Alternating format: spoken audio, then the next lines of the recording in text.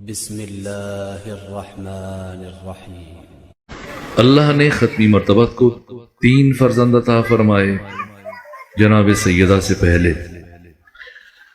اور 1 فرزند دیا وہ جناب سیدہ کی اس کائنات میں تشریف آوری کے بعد مدینے جناب ابراہیم جو پیغمبر کے چوتھے بیٹے ہیں، وہ آپ کی کنیز ماریہ قبطیہ کے بطن سے پیدا ہوئے اور 1.5 سال کی عمر میں ان کی وفات ہوئی۔ باقی 3 بیٹے طیب، طاہر، قاسم، تینوں فرزندان مکہ میں جناب خدیجہ بنت خویلد سلام اللہ علیہ کے بطن سے دنیا میں آئے۔ سب سے پہلے جناب طیب ہیں، اللہم صلی علی محمد وآلہ۔ آپ ذکر صلوات دل میں جاری رکھتے ہوئے سنتے رہیں تو تاکہ کم وقت میں کچھ گفتگو پہنچ جائے۔ سب سے پہلے اللہ نے ختمی مرتبت کو جو بیٹا دیا ان کا نام پیغمبر نے طیب رکھا، لیکن یہ اللہ کی مشیت تھی کہ کچھ ہی وقت گزرنے کے بعد ان کی وفات ہوئی، اور پھر کچھ وقت گزرنے کے بعد اللہ نے پیغمبر کو دوسرا بیٹا دیا جس کا نام آقا نے طاہر رکھا، لیکن یہ اللہ کی مشیت تھی کہ جناب طاہر کی بھی وفات ہوئی، اور تیسرے مرحلے میں اللہ نے پیغمبر اسلام کو ایک اور بیٹا دیا جس کا نام آپ نے قاسم رکھا ہے۔ اسی نسبت سے پیغمبر کی کنیت ہے ابو القاسم، لیکن یہ پروردگار کی مشیت تھی کہ تھوڑا ہی عرصہ گزرنے کے بعد پیغمبر کے تیسرے بیٹے کی بھی وفات ہوئی، اور جیسے ہی تیسرے بیٹے کی خبر، وفات کی خبر مکہ میں پہنچی تو مشرکین مکہ اور کفار اور آقا کے دشمن جشن منانے لگے اور خوشی کا اظہار کرنے لگے، اور انہی دشمنوں میں سے ایک بدترین دشمن ہے جس کا نام ہے عاص بن وائل۔ یہ پیغمبر کے گھر کے باہر گلی میں آ کر رک گیا، اپنے سارے کام چھوڑ کے صرف دشمنی رسالت میں، اس ارادے سے کہ جیسی پیغمبر کا سامنا ہو یہ زخم زبان لگائے، توہین کرے، گستاخی کرے، پیغمبر کو مزید دکھی کرے۔ لیکن آج طویل عرصے کے بعد پیغمبر گھر سے باہر تشریف نہیں لائے۔ اس سے پہلے پیغمبر کا یہ معمول ہوتا تھا کہ آپ ہر روز طلوع آفتاب کے ساتھ گھر سے باہر تشریف لے کے جاتے، کسی مقام کو تبلیغ دین کے لیے منتخب فرماتے، لوگوں کو دین خدا کی دعوت دیتے، قرآن کی آیتوں کی تلاوت فرماتے، اور پھر دن مختلف مقامات پر گزارنے کے بعد غروب سے پہلے گھر آ جاتے تھے۔ یہ سیرت نگاروں نے اور محدثین نے تحریر کیا۔ لیکن جس دن پیغمبر کے تیسرے فرزند کی وفات ہوئی، خلاف معمول آج آپ باہر تشریف نہیں لے گئے، خود بھی دکھی ہیں، باپ ہیں، تیسرے بیٹے کی جدائی کا صدمہ ہے، رنجور ہیں، سوگوار ہیں، عزادار ہیں، غمگین ہیں۔ بالخصوص آپ کی زوجہ جناب خدیجہ ایک ماں ہونے کی حیثیت سے دکھی ہیں، سوگ میں۔ پیغمبر اسلام بالخصوص جناب خدیجہ کی دلجوئی کے لیے، اشکشوئی کے لیے، ان کی تسلی تشفی کے لیے آج گھر سے باہر تشریف نہیں لے گئے اور سارا دن گھر میں گزارا، اور آپ کا یہ بدترین دشمن جو کئی گھنٹوں سے انتظار کر رہا ہے، جیسی غروب سے کچھ دیر پہلے پیغمبر اسلام کسی کام کی انجام دہی کے لیے گھر سے باہر تشریف لائے، اس کی نگاہ پیغمبر کے چہرے پر پڑی، یہ ہنستا ہوا، مسکراتا ہوا، قہقے لگاتا ہوا آگے بڑھا، نعوذ باللہ خاکم بدہن، جو اس نے گستاخی کی، کہ محمد تم ہمارے خداؤں کی مخالفت کرتے تھے، تم ہمارے بتوں کی مخالفت کرتے تھے، جس کا انجام اور نتیجہ تم نے دیکھا کہ تمہارے ہاں جو بھی بچہ پیدا ہوتا ہے کچھ ہی دنوں کے بعد اس کی موت ہو جاتی ہے، اور اگر مستقبل میں بھی تمہارے ہاں کوئی بچہ پیدا ہوا تو اسی طرح سے اس کی موت ہو جائے گی، اور جب تم دنیا سے جاؤ گے بے نام و نشان جاؤ گے، ابتر جاؤ گے، نامراد جاؤ گے، مقطوع نسل جاؤ گے، تمہارا نام لینے والا کوئی نہ ہوگا، تمہارے مقصد کو آگے بڑھانے والا کوئی نہ ہوگا۔ ختمی مرتبہ جنہوں نے آج تک دشمن کے بڑے سے بڑے وار کو مسکرا کر برداشت کیا اور کبھی بھی جبین رسالت پر شکن نہ آئی، آپ کو ساحر کہا گیا، جادوگر کہا گیا، دیوانہ کہا گیا، پتھر مارے گئے۔ حالت نماز میں ابو لہب، ابو جہل، ابو سفیان کی اکسانے پر عبداللہ بن زبعری نے اونٹ کی اوجری آپ کے چہرے پر پھینک دی۔ اس کے باوجود آقا نے ہمیشہ تحمل سے کام لیا، لیکن آج زندگی میں پہلی مرتبہ، جبکہ ختمی مرتبہ کا دل پہلے سے رنجور ہے، آپ سوگوار ہیں، عزادار ہیں، دکھی ہیں، غمگین ہیں۔ اس دکھ اور سوگ کی کیفیت میں جب اس دشمن رسالت نے اپنی زبان کا زخم لگایا، قلب نازنین رسالت مآب پر چوٹ لگی، آنکھیں نم ہوئیں، اور پیغمبر نے اپنا چہرہ آسمان کی طرف اٹھایا اور آپ کے ہاتھ اٹھ گئے، گویا اللہ کی بارگاہ میں اس دشمن رسالت کا شکوہ کر رہے ہوں۔ ابھی پیغمبر اسی کیفیت میں تھے کہ مختصر ترین فاصلہ زمانی طے ہونے کے ساتھ جبرائیل امین کا نزول ہوا، بارگاہ رسالت میں آئے، سلام کیا، اور سلام کے بعد یہ عرض کیا کہ اللہ یہ فرما رہے ہیں میرے رسول دکھی نہ ہو، غمگین نہ ہو، سوگوار نہ ہو۔ وَلَسَوْفَ يُعْتِيكَ رَبُّكَ فَتَرْضَىٰ، ان قریب آپ کا رب آپ کو اس قدر عطا کرنے والا ہے کہ آپ خوش ہو جائیں گے، راضی ہو جائیں گے۔ جیسی پیغمبر گرامی اسلام نے یہ نوید سنی، صبح و مساء، شام و سحر، لیل و نہار، شب و روز پہ ہم مسلسل حالت انتظار میں گزر رہے ہیں، یہاں تک کہ شدت انتظار کی کسی لمحے میں ختمی مرتبت نے بارگاہ احدیت سے استفسار کیا، پروردگار جس عطا کا مجھ محمد مصطفیٰ سے وعدہ کیا گیا تھا، اس کا نزول کب ہوگا؟ تو خدائے سبحان کی طرف سے جواب آیا، میرے حبیب محمد مصطفیٰ، یہ قرآن مجید کی آیتیں نہیں کہ تو تیرا تعاقب کریں کہ تم سفر میں ہو تو سفر میں آ جائیں، حضر میں ہو تو حضر میں آ جائیں، دیس میں ہو تو دیس میں نازل ہو جائیں، پردیس میں ہو تو پردیس میں نازل ہو جائیں۔ میری اس عطا کا حامل بننے کے لیے تجھے خود چل کر میرے پاس آنا پڑے گا۔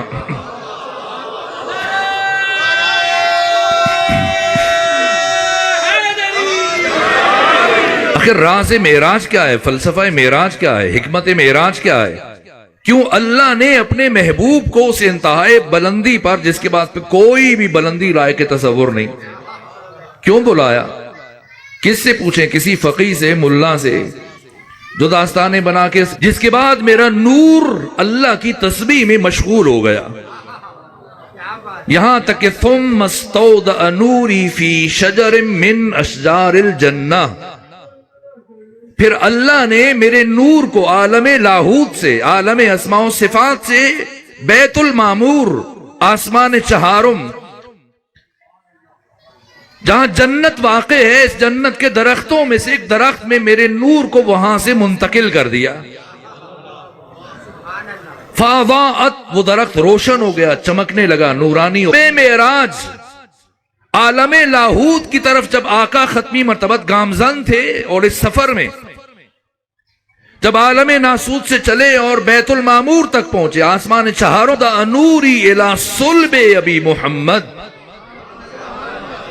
تو یوں اللہ نے میرے نور کو اس درخت سے میرے بابا کے صلب میں منتقل کر دیا۔ اب سمجھنا ہے عزت فاطمہ کیا ہے، مقام فاطمہ کیا ہے، شرف فاطمہ کیا ہے۔ یہ وہ شرف ہے کہ جس میں کائنات کا کوئی بھی انسان، حتیٰ آقا ختمی مرتبہ یا علی ابن ابی طالب یا کوئی امام، اس سفر میں سیدہ کا سہیم نہیں ہے، شریک نہیں ہے۔ نور نبی کو اللہ نے اس کائنات میں کیسے بھیجا؟ انبیاء کے اسلاف سے گزارتے ہوئے بالآخر حضرت عبداللہ بن عبد المطلب کے صلب تک پہنچایا۔ نور علی کو کیسے؟ اسی طرح نور علی نور نبی کے ساتھ ہم سفر رہا اسلاب طاہرہ میں۔ لیکن نور فاطمہ، کیا اللہ نے سیدہ کے نور کو کسی نبی کے صلب سے گزارا؟ نہ، اپنے قرب سے، عالم لاہوت سے، بیت المعمور، جنت کے درختوں میں سے ایک درخت میں منتقل کیا، اور وہاں پیغمبر کو بلایا۔ کیوں؟ غیرت الہیہ نے یہ گوارا نہیں فرمایا کہ وہ سیدہ کے نور کو کسی نبی کے صلب سے گزارے، نہ۔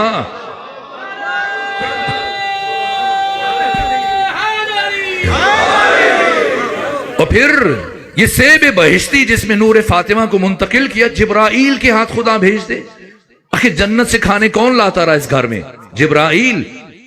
عید کے موقع پر لباس کون لے کے آیا؟ جبرائیل۔ جنگ احد میں علی کی تلوار ٹوٹی، ذوالفقار کون لے کے آیا؟ جبرائیل۔ قرآن کی آیتیں کون لے کے آتا رہا؟ جبرائیل۔ تو پروردگار وہ سیب بہشتی جس میں نور فاطمہ کو منتقل کیا، یہ سیب بھی جبرائیل کے ذریعے سے بھیج دیں۔ پیغمبر کو کیوں بلایا؟ تو غیرت الہیہ نے یہ گوارا نہیں فرمایا کہ جس سیب بہشتی میں نور فاطمہ کو منتقل کیا اسے جبرائیل جیسے معصوم فرشتے کا ہاتھ لگ جائے، نہ، خود پیغمبر کو بلایا۔ اور سیدہ فرماتی فَأَكَلَ أَبِي، میرے بابا نے کھا لیا، ثُمَّ اسْتَوْدَأَ نُورِي إِلَى صُلْبِ أَبِي محمد، تو یوں اللہ نے میرے نور کو اس درخت سے میرے بابا کے صلب میں منتقل کر دیا، اور وہاں سے الی خدیجہ ابن خویلد سلام اللہ علیہا یہ نور منتقل ہوا جناب خدیجہ کی طرف، اور پھر فوازاتنی، میں دنیا میں آ گئی، لیکن میں کون ہوں؟ انا من ذالک النور، میں وہی نور ہوں، اعلم بما کان وما یکون وما هو کائن الی یوم القیامہ، جو سب جانتا ہے، جو ہوتا رہا ہے، جو ہو رہا ہے، جو قیامت تک ہوگا، جو بعد از قیامت واقع ہوگا، اور جو نہیں واقع ہوگا، نور فاطمہ سب سے باخبر ہے۔ یہی وجہ ہے کہ ایک دن مولا متقیان علی ابن ابی طالب علیہ آلاف و تحیید و ثنا اپنے بیت الشرف میں داخل ہوئے، سیدہ کو سلام کیا، سلام کرنے کے بعد فرمایا ہے اے فاطمہ، میرا جی چاہتا ہے کہ آپ میرے پاس آ کے بیٹھیں، میں آپ کو اس کائنات کی اسرار، رموز، علوم، معارف بتاؤں۔ یہ سنا تو سیدہ اٹھی، اپنے مقام سے چلتی ہوئی آگے بڑھی، مولا متقیان کے قریب بیٹھی اور یہ کہنے لگی اے علی، آپ میرے شوہر ہیں، میرے امام ہیں، ولی خدا ہیں، مفترض الطاعہ ہیں، آپ کی اطاعت کو اللہ نے میرے اوپر واجب قرار دیا، اگر آپ فرمائیں گے تو فاطمہ سننے کے لیے تیار ہے، لیکن علی اگر آپ مجھے اجازت دیں تو جو آپ فاطمہ کو سنانا چاہتے ہیں فاطمہ آپ کو سنا دیتی ہے۔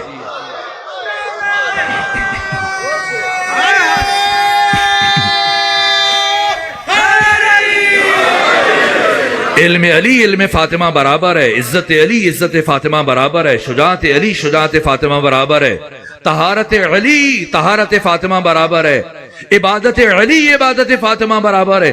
کون سی خاتون ہے جو عبادت میں مرد کی برابری کرے؟ اب جانتے ہیں ایک خاتون مہینے کی کچھ دن نماز نہیں پڑھ سکتی، روزہ نہیں رکھ سکتی، اور وہ علی جیسی ہستی کی جو ہر رات 1000 رکعت نماز ادا کرتے ہوں، کیسے ممکن ہے کہ کوئی خاتون علی کے ساتھ عبادت برابر ہو جائے؟ اب پتا چلا کہ کیوں اللہ نے سیدہ کو بطول بنا کر بھیجا، تاکہ عبادت میں بھی علی کے برابر ہو جائیں۔ اور کس کس نے آپ کی طہارت کا اعتراف کیا؟ یہاں تک کہ ام المومنین عائشہ، کسی نے ان سے پوچھا یا ام المومنین صفینی بنت محمد، اے ام المومنین عائشہ، آپ ہمیں بنت مصطفیٰ سے متعلق کچھ بتائیں۔ مجھے تعجب ہوتا ہے، پلٹ کے آگے سے ام المومنین نے یہ نہیں کہا کہ کس کا پوچھ رہے ہو۔ ظاہر ہے اگر فاطمہ کے علاوہ کوئی دوسری بیٹی ہوتی تو پلٹ کے پوچھتی کہ کس کا پوچھ رہے ہو۔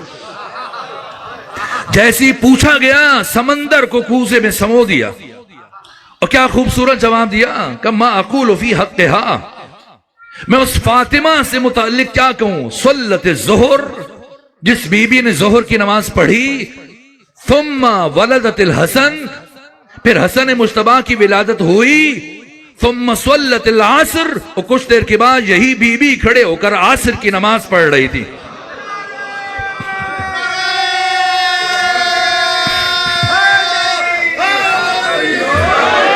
ادھر اللہ نے نور سیدہ کو اس کائنات میں بھیجا، ادھر سیدہ کے تعارف میں خود قصیدہ اتارا، قرآن کا سب سے چھوٹا سورہ، 3 آیتوں پر مشتمل، انا اعطیناک الکوثر، حبیب ہم نے آپ کو کوثر عطا کیا۔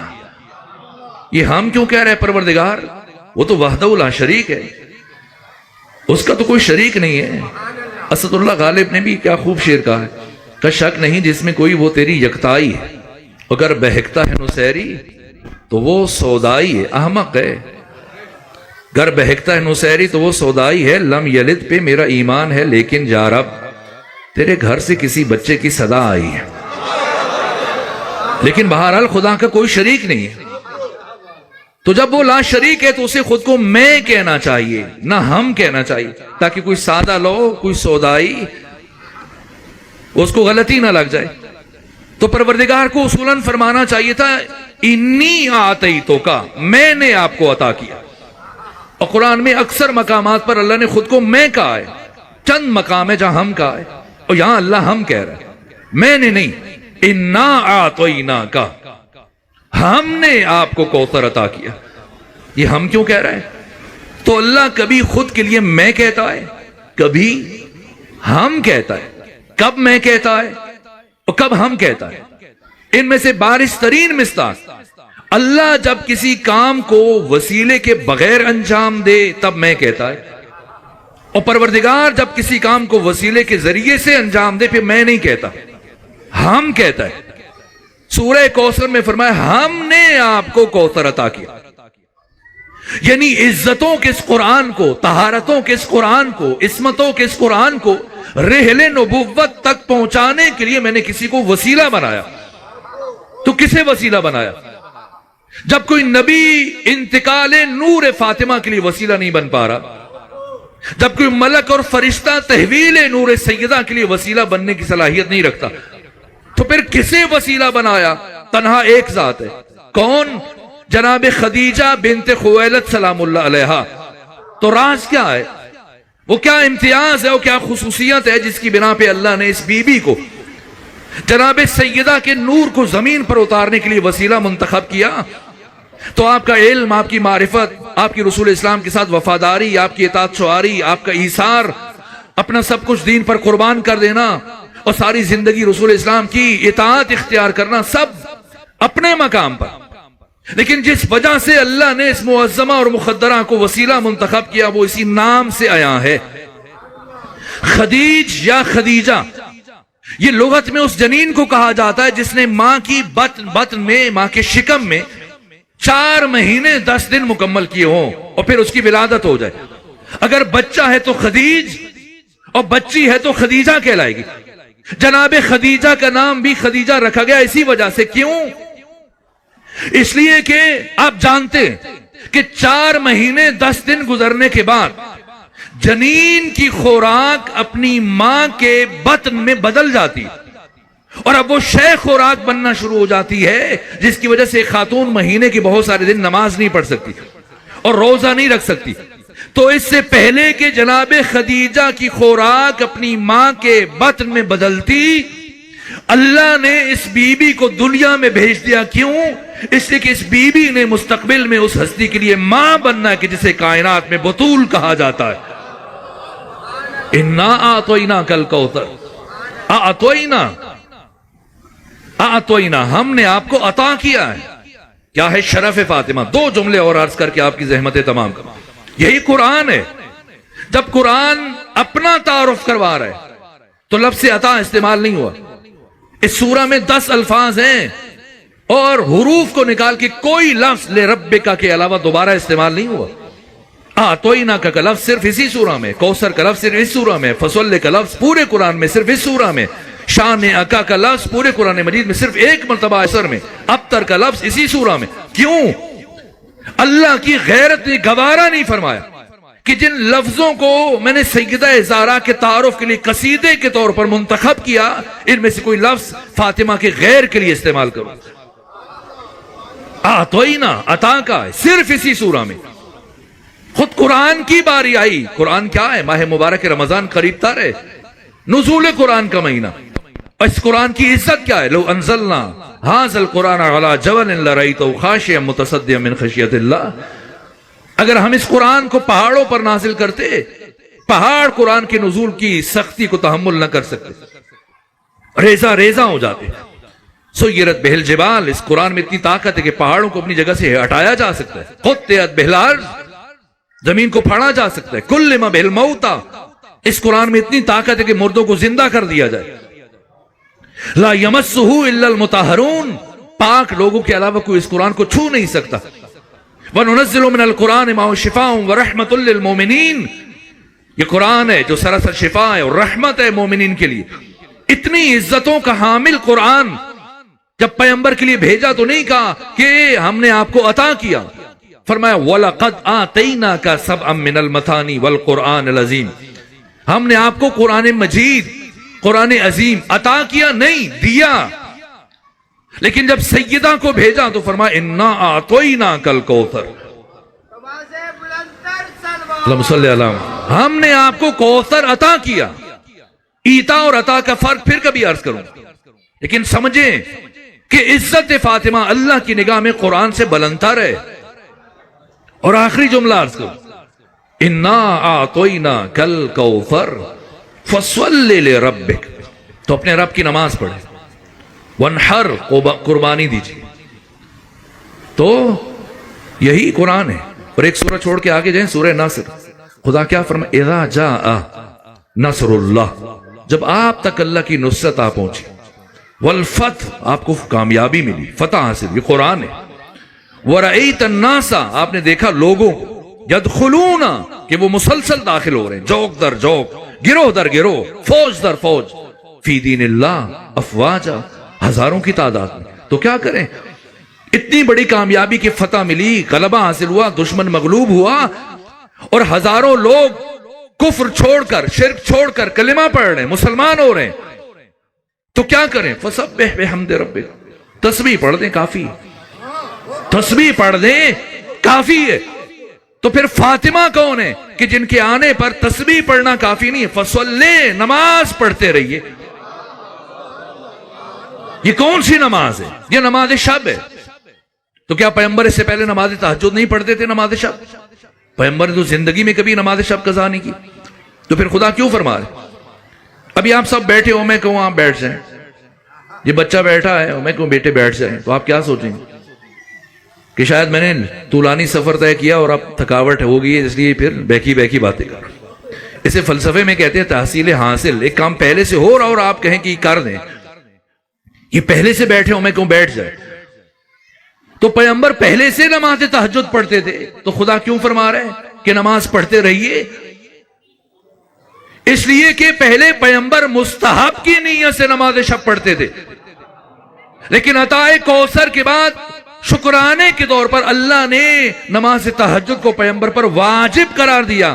تو کون ہے فاطمہ جو امام الانبیاء سید الرسول ختمی مرتبت کی نماز تہجد کی نیت کو تبدیل کر دے، سے فاطمہ کہتے ہیں. کیوں؟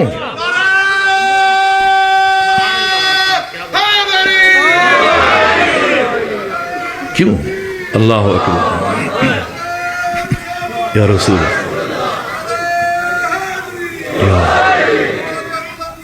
اللہ صلی اللہ محمد. آخر وجہ کیا ہے کہ اتنی بڑی کامیابی ملے کہ ہزاروں لوگ کفر چھوڑ کے، قرآن ہے، کوئی حدیث نہیں ہے. اذا جاء نصر اللہ والفتح ورأیت الناس يدخلون فی دین اللہ افواجا. اتنی بڑی کامیابی، تو کیا کریں آپ؟ تسبیح پڑھ دیں. تو فاطمہ کون ہے جن کے آنے پہ خدا فرما رہا ہے تسبیح کافی نہیں، نماز پڑھیو، پڑھتے رہیے. اور نماز بھی کافی نہیں، قربانی کیجیے، چھوٹی قربانی، ونحر، بڑی قربانی کیجیے، اونٹ نہر کیجیے. کیوں؟ اس لیے کہ اللہ کی نگاہ میں ہزاروں لاکھوں لوگوں کا کلمہ پڑھ کر مسلمان ہو جانا اور صحابی بن جانا، یہ اتنی بڑی بات نہیں، اتنی بڑی کامیابی نہیں ہے جتنا فاطمہ زہرا کا اس کائنات میں آنا. کیوں؟ اسی کی مسلمان ہو جانا، مسلمان بن جانا، یہ بڑی بات ہے. لیکن قیامت تک اگر کوئی مسلمان ہے یا مسلمان رہے گا تو صرف اور صرف فاطمہ زہرا کی وجہ سے. یہ فاطمہ جنہوں نے نبوت کو بچایا، رسالت کو بچایا، توحید کو بچایا، اسلام کو بچایا، ولایت کو بچایا، اور صرف اسی ایک مقصد کے حصول کے لیے اللہ نے نور فاطمہ کو زمین پر بھیجا ہے. اگر مقصد پروردگار سیدہ زہرا کو اس کائنات میں بھیجے بغیر حاصل ہو سکتا تو اللہ کبھی اپنے سب سے بڑے راز کو عیاں نہ فرماتا. فاطمہ زہرا سر عظمی پروردگار، فاطمہ زہرا حق تعالی کا سب سے بڑا راز کیوں بھیجا؟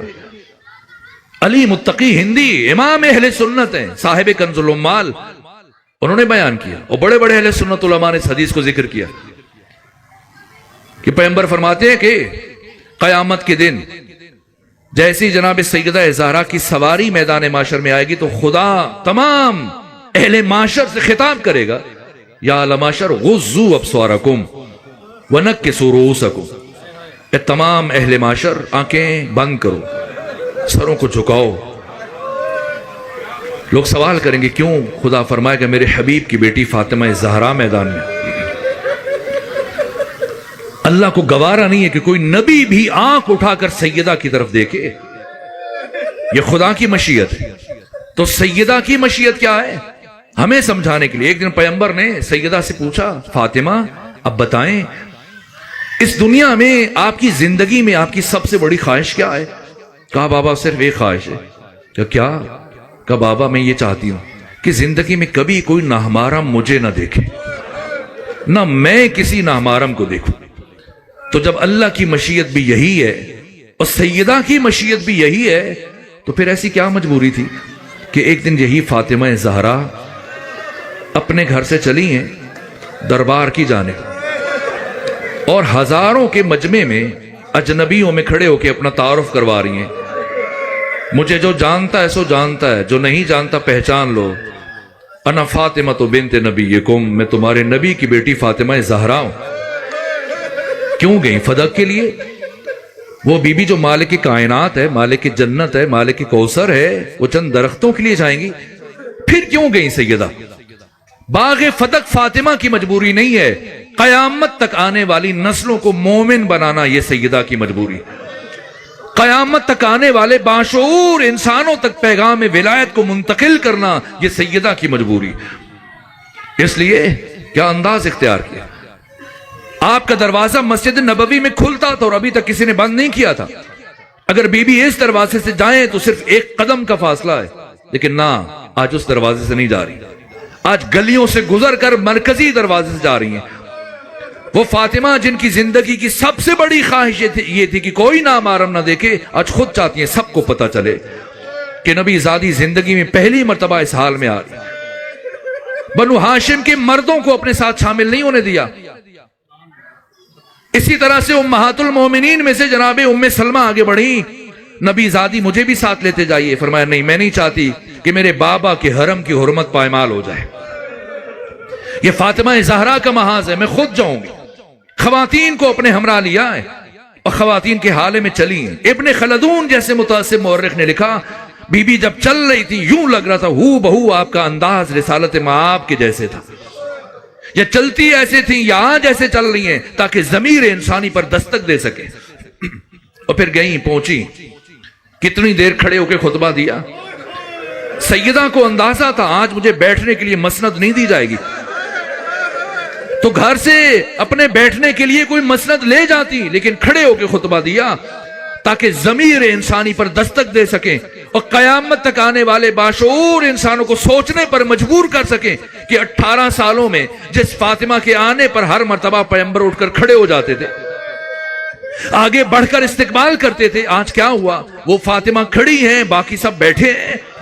وہ فاطمہ پوچھ رہی ہیں بتاؤ کیا میں سچے نبی کی سچی بیٹی نہیں ہوں؟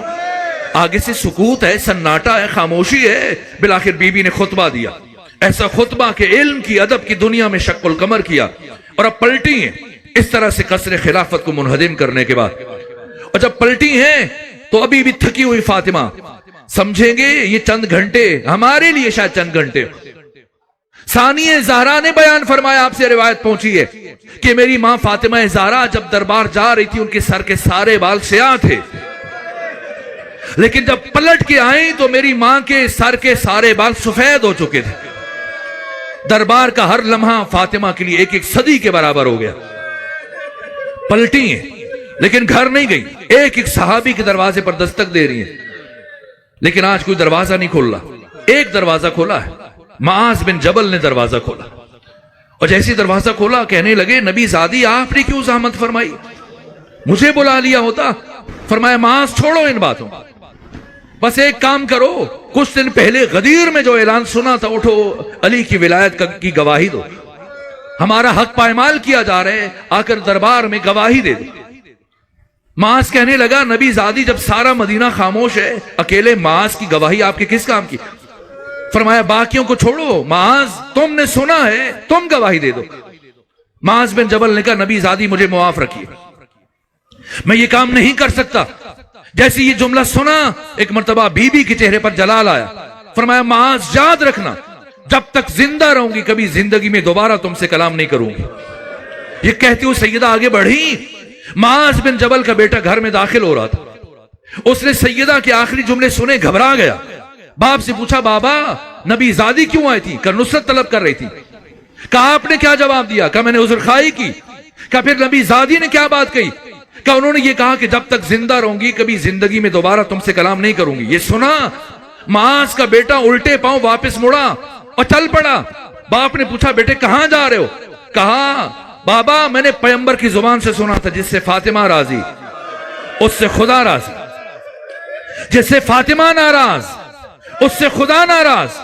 جس گھر سے نبی زادی رک ناراض ہو کے چلی گئی اس گھر پہ کبھی اللہ کی رحمت نازل نہیں ہو سکتی. میں کبھی اس گھر میں قدم نہیں رکھ سکتا. بس سیدہ اسی طرح سے ضمیروں کو جھنجھوڑتے ہوئے گھر پہنچی. لیکن حزب حاکم نے سمجھ لیا. تفصیلی مسائل آپ سنتے رہے، بس ایک جملہ عرض کروں. حزب حاکم نے سمجھ لیا کہ اگر یہ معظمہ کچھ دن اور زندہ رہ گئی اور اسی طرح سے لوگوں کے ضمیر کو جھنجھوڑتی رہی اور لوگوں کا شعور بیدار ہو گیا تو شاید کوئی ہمیں اس مسند پر نہ رہنے دے. اس لیے طے کیا گیا کہ جتنا جلد ممکن ہو سکے اس شمع ہدایت کو گل کر دیا جائے، اس چراغ ہدایت کو ہمیشہ کے لیے بجھا دیا جائے. چنانچہ 50 افراد کا جتھا ہاتھوں میں لکڑیاں اٹھائے، ڈنڈے اٹھائے، تلواریں اٹھائے، جلانے کا سامان اٹھائے نبی زادی کے بیت الشرف کی طرف بڑھ رہا ہے. اور اس کے بعد پھر قبیلہ بنو اسلم کے 300 گھوڑ سوار بھی پہنچے. اور پھر ایک فرد آگے بڑھ کر سیدہ کے دروازے پر دستک دے رہا ہے. اور جب دستک کی آواز سنی مولا متقیان اٹھے دروازہ کھولنے کے لیے. یا نبی زادی مولا متقیان کے سامنے آ کے رکی اور دست ادب جوڑ دیے. کہا آقا علی جب تک میرے بابا محمد مصطفیٰ زندہ رہے کبھی انہوں نے تلوار نہیں اٹھائی. ہمیشہ آپ نے میرے بابا کا دفاع کیا، اس لیے کہ اس وقت روئے زمین پر حجت خدا میرے بابا تھے اور اے علی آج روئے زمین پر حجت خدا آپ ہیں. اس لیے آپ خود اپنا دفاع نہیں کریں گے، آج نبی زادی آپ کا دفاع کرے گی. علی فرماتے ہیں جیسے نبی زادی مناسب سمجھتی ہیں. ایک مرتبہ سیدہ دروازے کی طرف بڑھی اور فرمایا تمہیں خبر ہے یہ کون سا دروازہ ہے؟ اس دروازے پر پیغمبر گرامی اسلام بہت دیر تک کھڑے ہو کر قرآن کی آیتوں کی تلاوت کرتے تھے، درود و سلام پڑھا کرتے تھے. کسی نے کہا جو ہوتا رہا سو ہوتا رہا، علی کو باہر بھیجے ورنہ ہم اس دروازے کو آگ لگا دیں گے. کہا فاطمہ زہرا کے دروازے کو آگ لگاؤ گے؟ کہا آگ لگائیں گے. جہاں تک کہ اس نے خنفس کو حکم دیا جلدی کرو در فاطمہ کو آگ لگاؤ. آگ لگی، دروازہ جلنے لگا. لیکن یہ شخص غصے میں اتنا بپرا ہوا تھا کہ دروازہ جلنے کا انتظار نہیں کیا، جلتے ہوئے دروازے کو ٹھوکریں مارنا شروع کی. اور تھوڑی دیر کے بعد یہ دروازہ گرا. آپ مجھے بتائیں دلوں پر ہاتھ رکھ کر کیا یہ دروازہ زمین پر گرا؟ اے کاش زمین پر گرا ہوتا. لیکن امام زمانہ فرماتے میں اس لمحے کو کبھی نہیں بھلا سکتا جب میری جدہ طاہرہ سیدہ زہرا جلتے ہوئے دروازے اور دیوار کے درمیان تھی اور پھر 50 میں سے 11 افراد اس دروازے کو رونتے ہوئے علی کے بیت الشرف میں داخل ہوئے.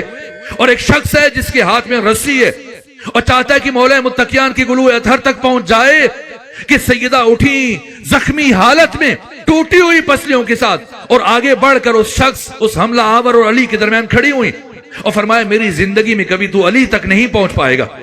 اس شخص نے کہا نبی زادی درمیان سے ہٹ جائیے ورنہ ایسا ظلم کروں گا کہ آپ ہٹنے پر مجبور ہو جائیں گی. جانتا ہے کہ پیغمبر کی وصیت ہے علی تلوار نہیں اٹھائیں گے، اس لیے جرأت بڑی ہوئی ہے کہ نبی زادی درمیان سے ہٹ جائیے ورنہ ایسا ظلم کروں گا آپ ہٹنے پر مجبور ہو جائیں گی. فرمایا قیامت تک نہیں ہٹوں گی، مجھے معاف کیجیے گا. لیکن شیخ عباس قمی صاحب مفاتیح الجنان نے اپنے مقتل بیت الاحزان میں یہ جملہ لکھا. اس شخص نے اپنا دایاں ہاتھ اٹھایا اور پوری طاقت سے ایک ایسا تماچا نبی زادی کے رخسار پر مارا